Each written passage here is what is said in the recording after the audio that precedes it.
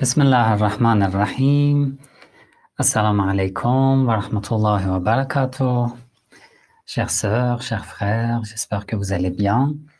C'est le 6e live Réflexion islamique sur Telegram, un live de questions-réponses que je fais chaque mardi sur ma chaîne Le Schisme sur Telegram pour entendre vos questions, pour avoir un dialogue, une conversation utile, profitable, Inch'Allah, avec des questions-réponses.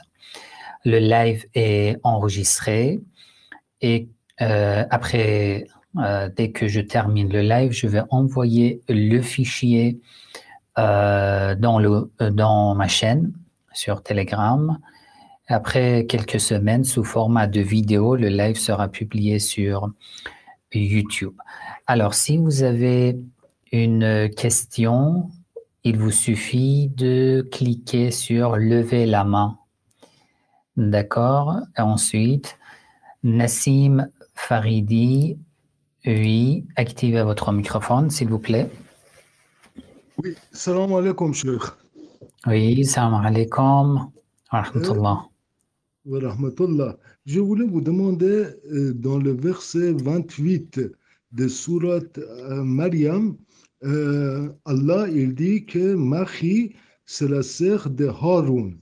Est-ce que ces personnes, c'est le frère du prophète Moïse ou ça concerne une autre personne? D'accord, je vais ouvrir le verset, on va lire ensemble pour voir ce que ça veut dire. Le verset 28 de la sourate Maryam. Oui. Ya ukhta Haroun, ma kana abouki imra'a saw'in wa ma kanat ummuki baghiya. Oui, alors votre question? Ma question était si c'est Haroun, c'est le frère de Moïse ou c'est une autre Haroun. personne. Haroun, exactement, c'est c'est le frère de Moïse, oui, bien sûr. Donc, c'est-à-dire que Marie, elle est d'origine juive. Marie est de la descendance, oui, de sa descendance. D'accord. Et puis, merci beaucoup. Et puis, j'ai une autre question. Dans Oui, le juste verset, avant votre deuxième question, normalement dans la langue arabe, c'est quelque chose qui est courant, d'accord?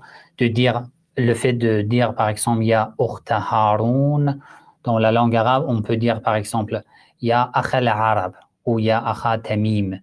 Ça veut dire frère de Tamim, frère arabe, ça veut dire que tu es d'une descendance de Tamim, d'une descendance d'arabe. Ici, il y a Ukhta Haroun aussi, c'est la même chose. La descendance de Haroun, d'accord? La sœur ici a une telle signification. oui. Voilà, ça veut dire que Marie, c'est la sœur des prophètes Moïse et Haroun. Oui, de leur descendance, oui. D'accord.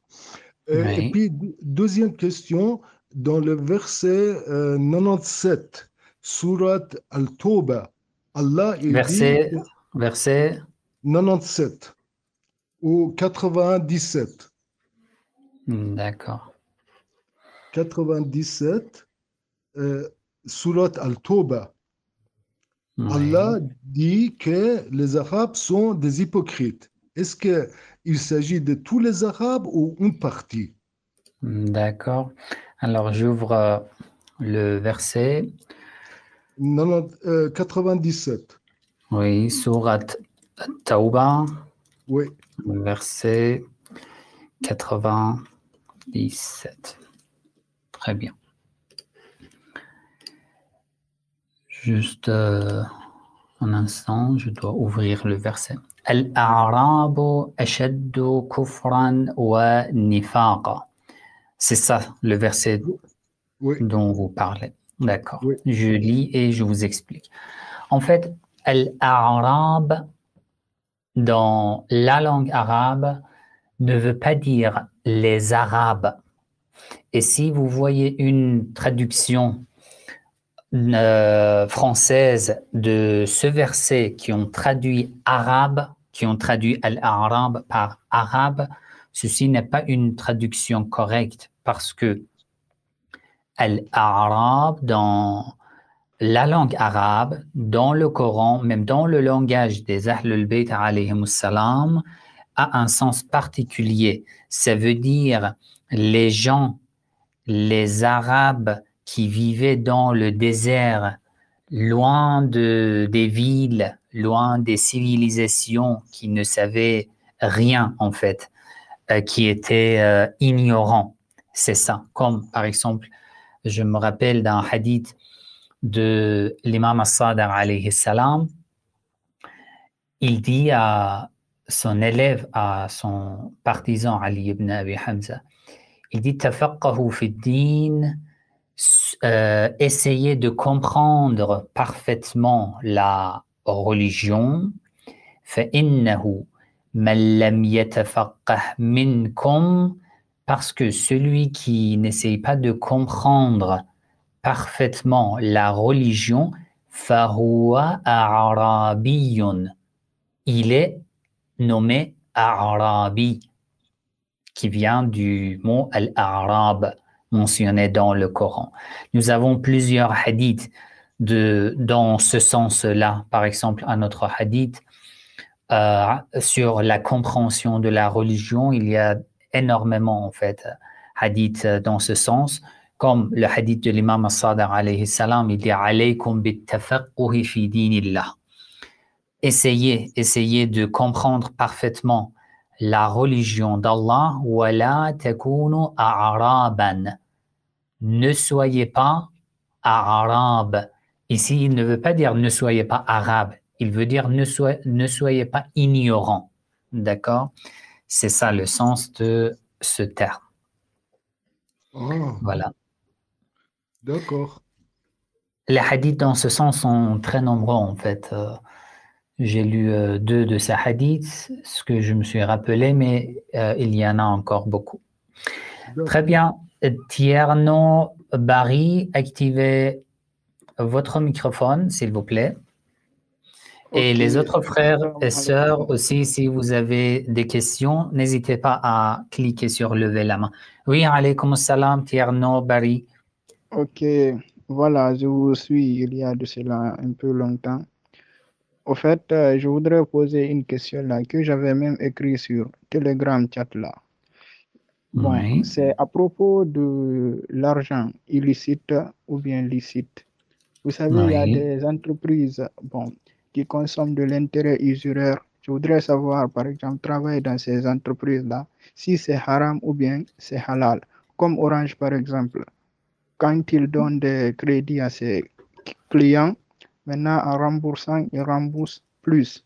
Maintenant, c'est à propos de ça que je voulais savoir. C'est une question voilà, voilà, que je voudrais en fait savoir. D'accord. Très bien. En fait, concernant le crédit bancaire et l'intérêt usuraire, on peut dire, j'ai déjà publié 2 vidéos que, après ce live, je vais envoyer ici sur Telegram. Vous pouvez tout simplement chercher sur ma chaîne YouTube Le Chiisme une vidéo concernant le crédit bancaire, une autre vidéo concernant l'intérêt usuraire ou l'usure. J'en ai parlé, j'ai expliqué. Ici, je vous donne un résumé pour vous donner une vision si vous n'avez pas le temps de visionner cette vidéo.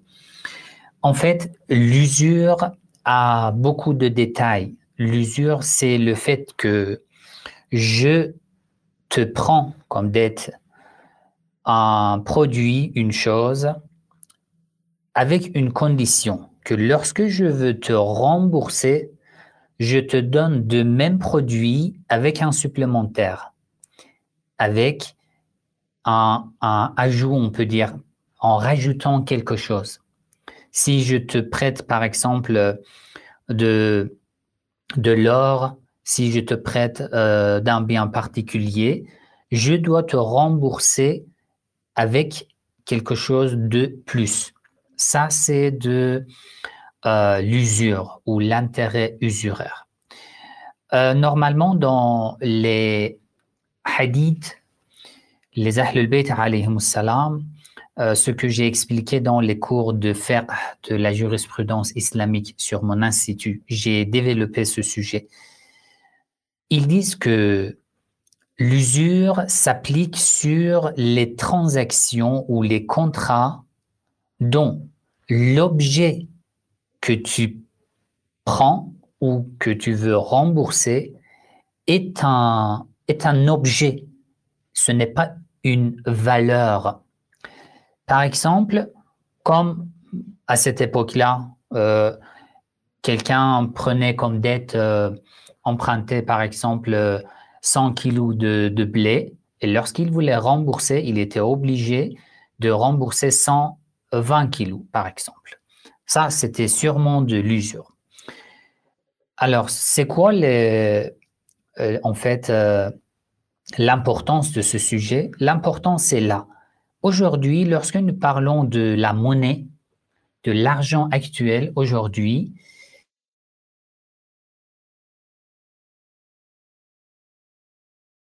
nous devons analyser, est-ce que la monnaie en elle-même, le pays en elle-même, c'est d'un produit, d'un objet?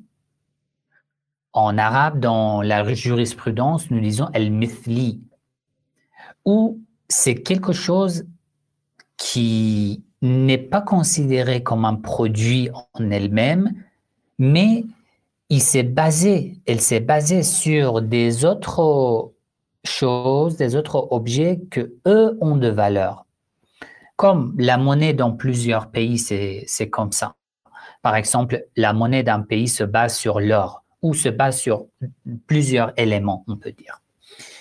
Dans ce cas, certains savants disent que alors la monnaie ne se place pas dans la catégorie des objets sur lesquels les imams alayhim salam ont parlé et ont interdit l'usure, parce que ici, il n'y a pas d'usure.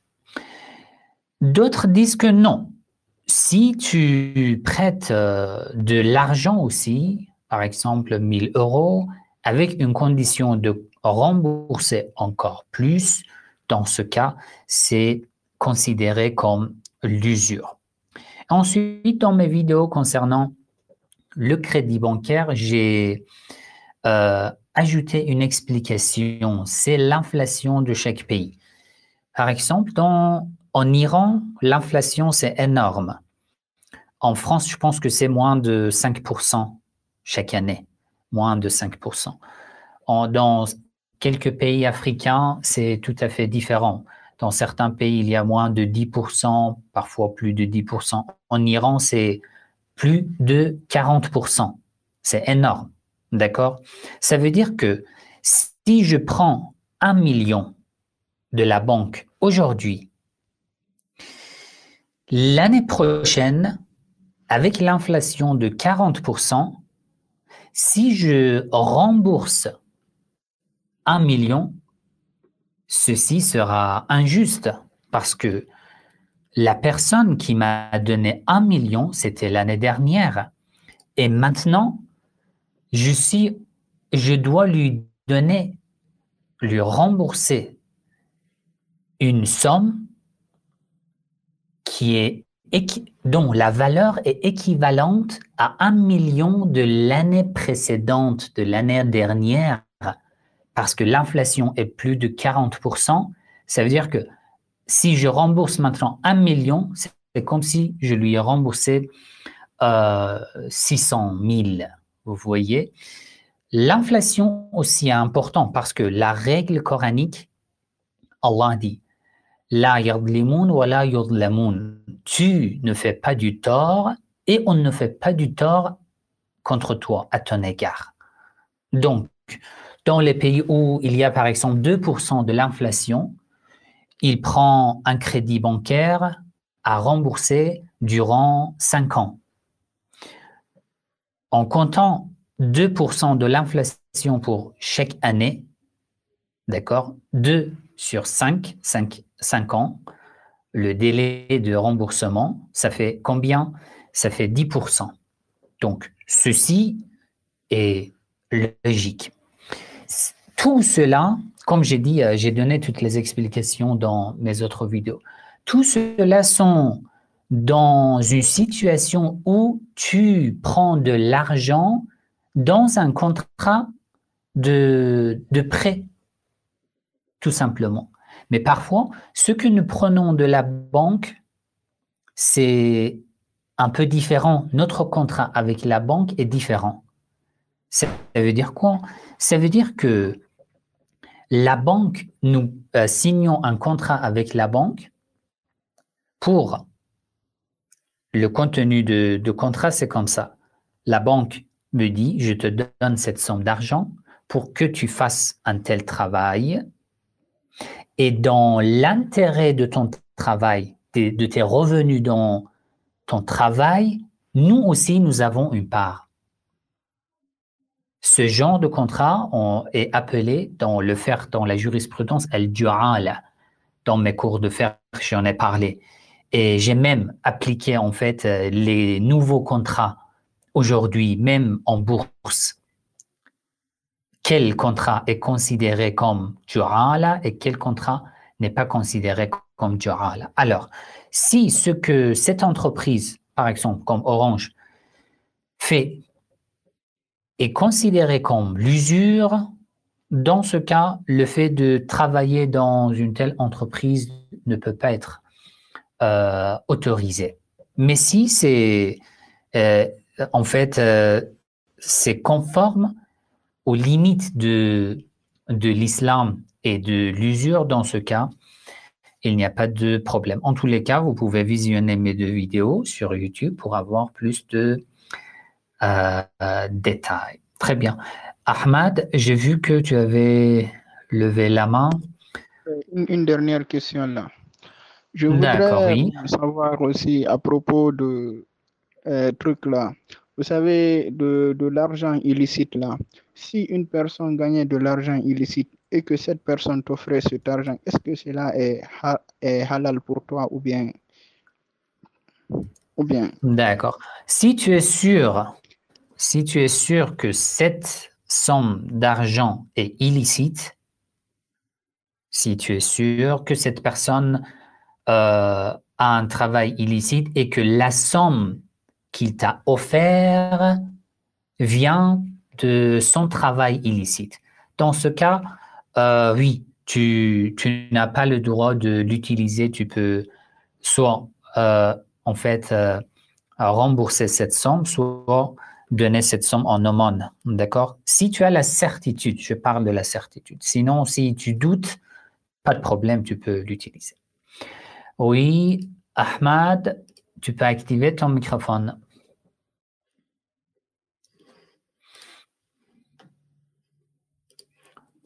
Je t'entends pas. Ton microphone. D'accord. Salam alaikum. Voilà. Ça y est. Alaykoum salam wa rahmatullah. Alhamdulillah, je vous rencontrer une autre fois.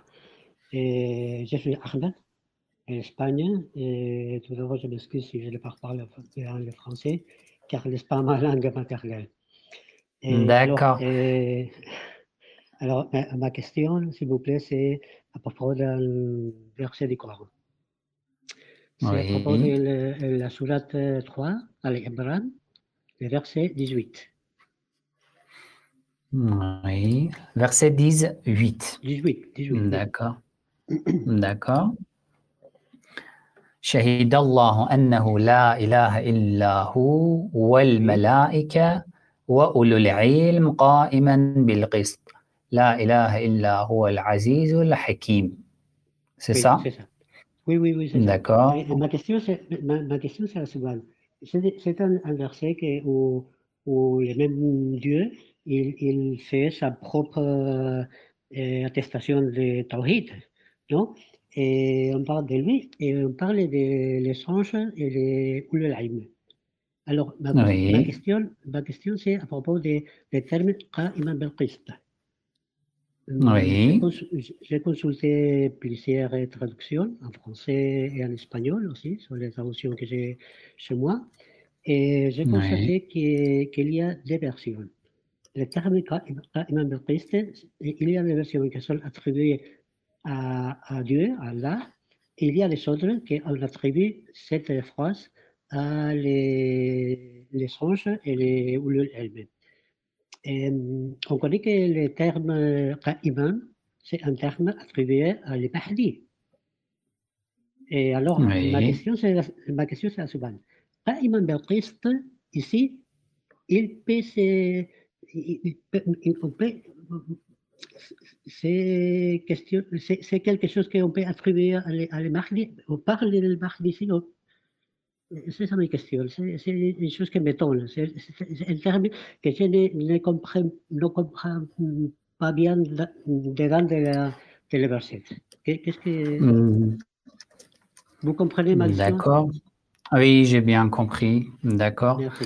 Merci. Je vous explique juste. Je note ici votre question. Le verset 18 Oui. de la sourate Ali Imran. Imran. Très bien. Mhm. Alors, d'accord, je vous explique. En fait, Shahidallahu annahu. Alors, on peut analyser en résumé d'abord le verset et ensuite je vais vous donner les explications. Shahidallahu annahu la ilaha illa hu. Allah atteste lui-même Mhm. qu'il Oui. n'y a de Dieu que lui. Wal malaikatu. Al malaikatu se réfère à Allah. Oui. Donc, ainsi que les anges aussi attestent. Wa ulul ilm, ainsi que ceux qui détiennent le savoir. Et nous savons que le savoir dans le Coran, al-ilm, a un sens différent avec celui que nous comprenons aujourd'hui. Aujourd'hui, bon, quelqu'un qui étudie à l'université, dans les écoles, etc., etc., on dit qu'il a du savoir, par exemple, ou assez de science. Mais dans le Coran, c'est tout à fait différent. Parce que Allah dit dans le Coran, soyez pieux, Allah vous accorde du savoir. Quel est le lien entre la piété, la purification de l'âme et du corps et le savoir? C'est parce que le savoir, comme les imams alayhim salam nous ont expliqué, c'est quelque chose qui provient de la lumière et non des écoles, l'université, etc., etc. C'est très important d'abord pour pouvoir comprendre la signification de en fait al-ilm dans le Coran. Alors ce passage qa'iman bil qist, Mhm. alors que il pratique d'après l'équité. Ici, d'après la grammaire arabe, dans un texte arabe, normalement, qa'iman, c'est dans la grammaire, on l'appelle al-hal. Ça veut dire un mot avec une fatha, avec tanwin, qui précise l'état, la situation, ou un adjectif supplémentaire. Normalement, qa'iman bil qist doit se référer au mot le plus proche. D'accord? Sauf s'il y a un signe qui prouve que non, ce mot se réfère à un mot plus loin, à Allah dans ce verset. Nous pouvons dire que ce contexte-là dans ce verset peut avoir plusieurs interprétations. Ce que vous avez dit, qa'iman bil qist peut être un adjectif de en fait de ulul ilm, ça veut dire ceux qui détiennent le savoir et qui pratiquent d'après l'équité, d'après la justice. Ça veut dire que, et dans ce cas, ceci peut s'appliquer sur les imams alayhimus salam. Comme nous avons des hadiths aussi dans lesquels les imams alayhimus salam disent que ulul ilm ou Ahl al-Dhikr dans d'autres versets du Coran, ce sont nous, les Ahl al-Bayt alayhimus salam. Et ulul ilm aussi, ici, est un terme, on peut dire, qui complimente un groupe de gens, mais on ne sait pas qui sont exactement, peut être appliqué sur les Ahlul Bayt alayhim salam, qa'iman bil qist, qui ne font que la justice, qui pratiquent d'après l'équité. En complément à cette explication, vous pouvez lire le verset concernant le prophète Ibrahim. Il a demandé à Allah, oh Allah, est-ce que de ma descendance, il y aura des imams? Inni ja'aluka lin-nasi imaman. Qala wa min dhurriyyati, et de ma descendance, il y aura des imams. Allah a dit la yanalu ahdi adh-dhalimin. Ceux qui font du tort, de l'injustice, ne pourront pas être imams. Donc, celui qui est imam est quelqu'un qui n'a jamais fait du tort et quelqu'un qui n'a jamais, même pas une fois, qui n'a jamais fait de l'injustice. Donc, qa'iman bil qist, si il se réfère à ulul ilm, ceci veut dire que ulul ilm, ce sont le prophète Muhammad sallallahu alayhi wa sallam et les imams alayhi wa sallam, ainsi que les autres prophètes. Ça, c'est sûr. Mais est-ce que qa'im a un lien avec le titre de l'imam al-Mahdi ajjalallahu ta'ala farajahu sharif? Non. Parce que ça, c'est un titre. Ce terme, lorsqu'on l'utilise pour l'imam al-Mahdi ajjalallahu ta'ala farajahu sharif, on l'utilise comme un titre. Al-laqab, dans la langue arabe, on dit. Mais ici, c'est un adjectif dans ce verset. Qa'iman bil qist, ça veut dire qui fait de la justice. Ça, c'est une première hypothèse. Si on dit qa'iman bil qist, se réfère à ulul ilm. Mais il y a un problème. Le problème, c'est quoi? C'est l'accord entre ulul ilm et qa'iman bil qist. C'est quoi le problème? Le problème, c'est que ulul ilm est pluriel, mais qa'iman, c'est singulier. Si qa'iman bil qist se réfère à ulul ilm, ça devrait être qa'imun bil qist, parce que ulul ilm est pluriel, mais qa'iman n'est pas pluriel, est singulier. Donc, il devrait dire ulul ilm qa'imun bil qist. C'est pour ça que la plupart des savants et de ceux qui interprètent le Coran disent que non, qa'iman est singulier. Donc, il doit se référer à Allah, et Allah est singulier, qa'iman est singulier. Il ne peut pas se référer à ulul ilm parce que ulul ilm est pluriel.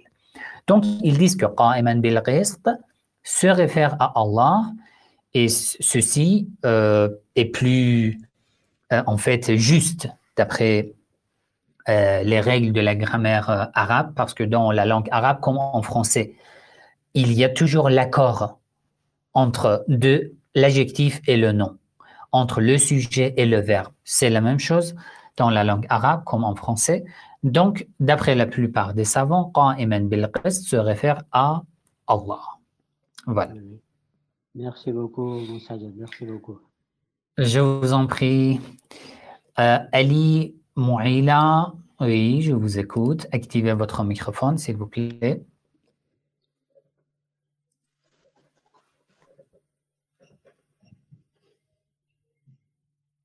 Votre microphone n'est pas activé. Assalamu alaikum wa rahmatullahi wa barakatuh.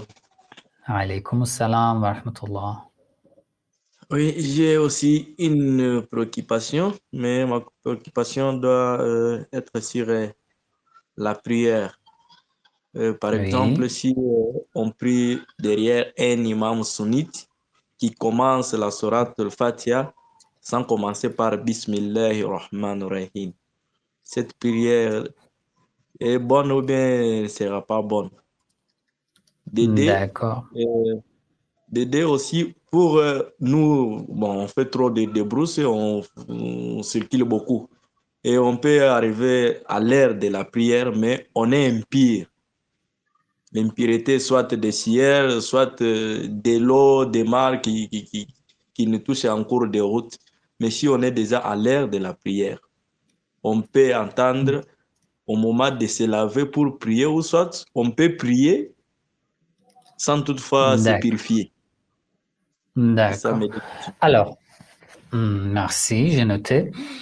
Alors, La prière, si tu pries derrière un imam, en fait, nous avons parlé de ce sujet dans les lives précédents, mais je vous explique maintenant.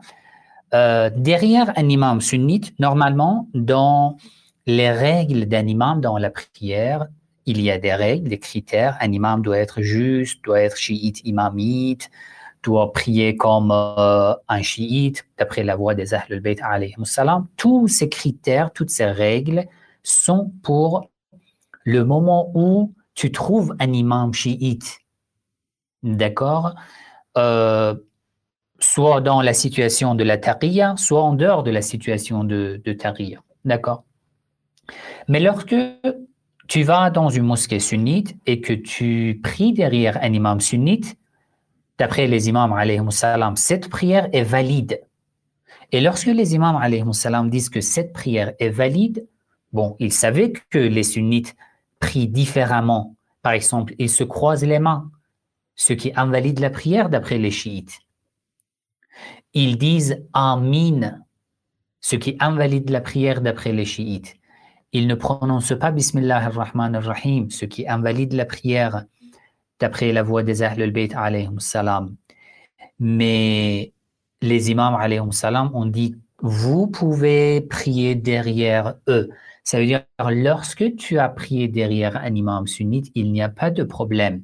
Ta prière est valide. Et si nous sommes impurs, l'impureté, si on peut dire que notre prière est sale, notre vêtement est sale, par exemple, n'est pas propre, dans ce cas,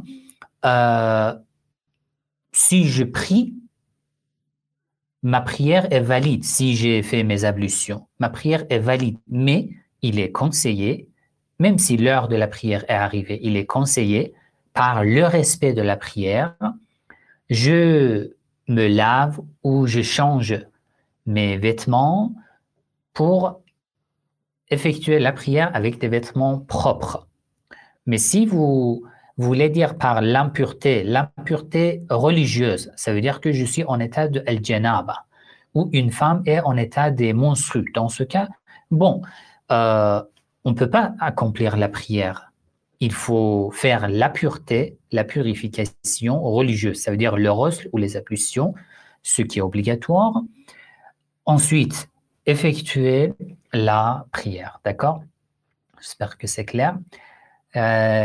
Rifton, activez votre microphone, s'il vous plaît.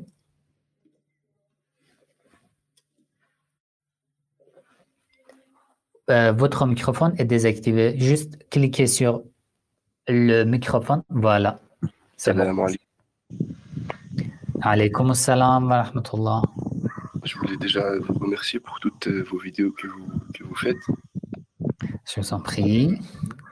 Et j'aurais une petite question, si ça ne vous dérange pas. En fait, c'est moi, je suis né dans une famille chiite. Et maintenant que j'ai grandi, ça m'est arrivé d'avoir des relations avec des filles. Mais mon père m'a toujours expliqué qu'il fallait faire un mariage temporaire. Et j'avais un doute parce que j'avais vu une de vos vidéos qui disait qu'il ne fallait pas faire qu'il fallait pas consommer pendant le mariage temporaire. Et j'ai reposé la question à mon père et il m'a dit que en fait c'est selon l'accord avec la personne. Oui. Et du coup, je voulais savoir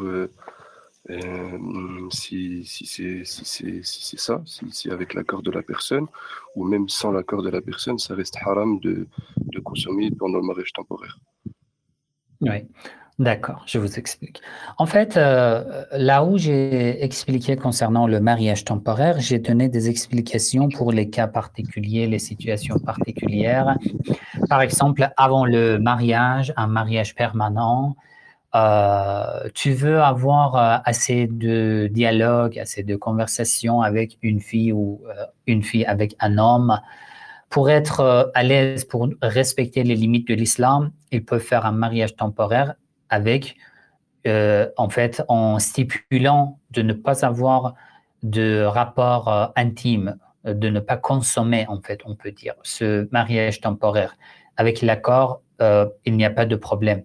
Mais bon, si la fille et l'homme qui font ce mariage, ils sont d'accord, ils savent les conditions du mariage temporaire. Ça, je répète toujours et toujours.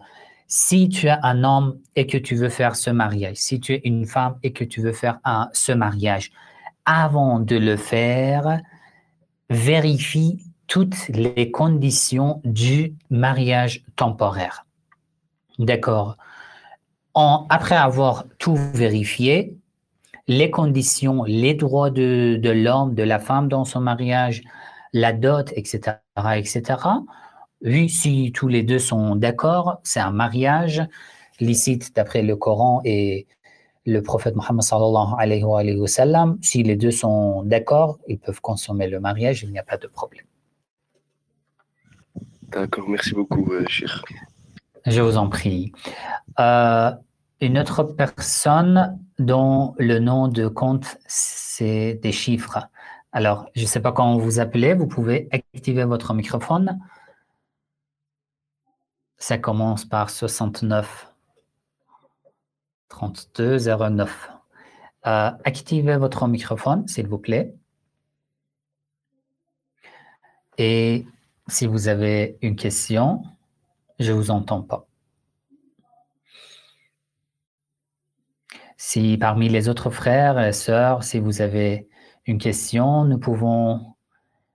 je peux répondre à une dernière question et après on va terminer le live. Alors, dans le groupe, les amis qui envoient des questions dans le groupe, s'il vous plaît, ce live est en audio, d'accord? Venez ici sur live, activez votre microphone et posez vos questions, d'accord? Alors, la dernière question, si vous avez une question, vous pouvez cliquer sur lever la main, d'accord? Et poser votre question. J'attends encore quelques secondes. Cheikh, j'aurais une deuxième question. Oui. En rapport avec ce que vous m'avez dit. Du coup, c'est où que je pourrais trouver les conditions de démarrage temporaire? Sur un livre ou bien... Normalement, dans les livres pratiques des savants, des marajis, comme Saïd Khamenei, comme Saïd Sistani ou les autres marajis, ça se trouve même en français. Il vous suffit de chercher en fait l'avis de, par exemple, l'avis de votre marja. Après, vous allez trouver tous les détails. En fait, dans mes cours de fiqh sur mon institut, j'ai développé ce sujet avec tous les détails. J'ai expliqué les hadiths, voilà, tous les préceptes.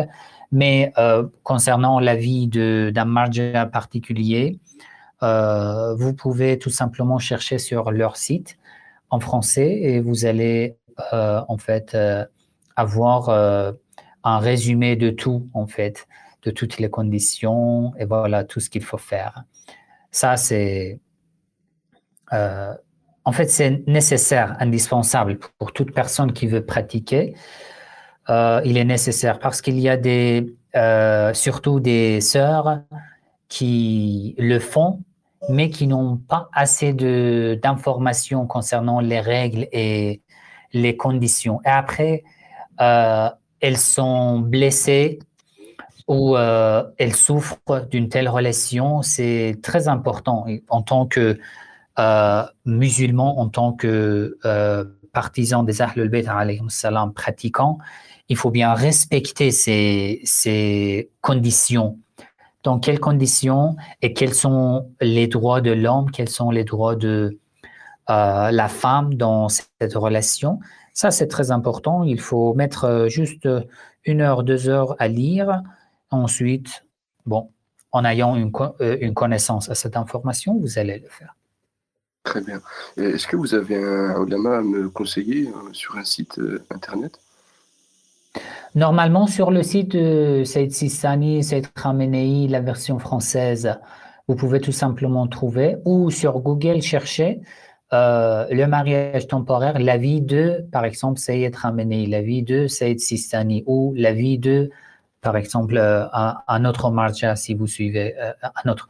Comme ça, vous allez voir directement leur site et vous allez lire. Je sais que ces deux marjas que j'ai cités, j'ai mentionné, dans la version française de leur site, ça se trouve. Inch'Allah, merci beaucoup, cher. Je vous en prie, je vous en prie. Très bien. Alors, il n'y a pas d'autres questions. Je vous remercie d'avoir participé à ce live.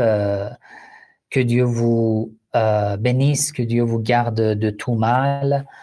Et Inch'Allah, je vais envoyer le fichier audio de ce live dans quelques minutes ici sur ma chaîne Telegram.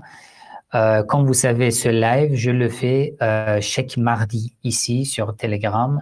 Donc, si vous avez des questions après ce live, vous pouvez tout simplement noter et poser la semaine prochaine, Inch'Allah, dans le live. Je serai là à votre service. Que Dieu vous garde. N'oubliez pas dans vos du'as. Wassalamu alaikum wa rahmatullahi wa barakatuh.